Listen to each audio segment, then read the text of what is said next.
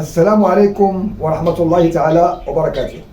في هذه الحصة غنتكلم لكم على المشاكل التي كان يعاني منها الدولي المغربي حكيم زياش في الانتقالات الصيفية الأخيرة، وعن فريقه السابق أجاكس أمستردام الذي لم يتعامل معه بشكل لائق، وعن المشاكل التي كان يعاني منها مع فريقه السابق تشيلسي.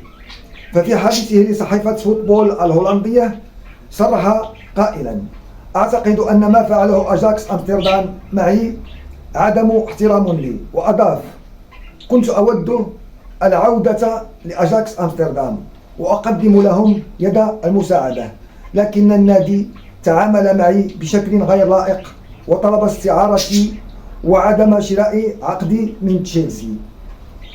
وتابع زياش قائلا: فعلا أحببت العودة لأجاكس، لكنهم فاجأوني حينما طلبوا استعارتي فقط، وهذا القرار طبعا كان فيه عدم احترام لي وللأيام الحلوة التي عشناها معا في أجاكس، وهذا سيء جدا بالنسبة لي، لأنني كنت أفكر بجد في العودة لأجاكس.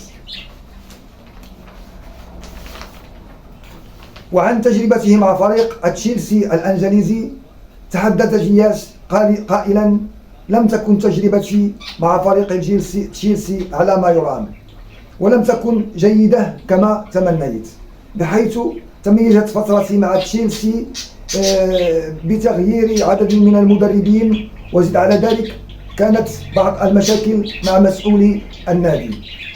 وعن فشل انتقاله لنادي باريس سان جيرمان صرح الدولي المغربي زياش: كنت قريبا من التوقيع للنادي، لكن حصلت أشياء كان سببها هو إدارة النادي التي لم ترسل الأوراق في الوقت المناسب.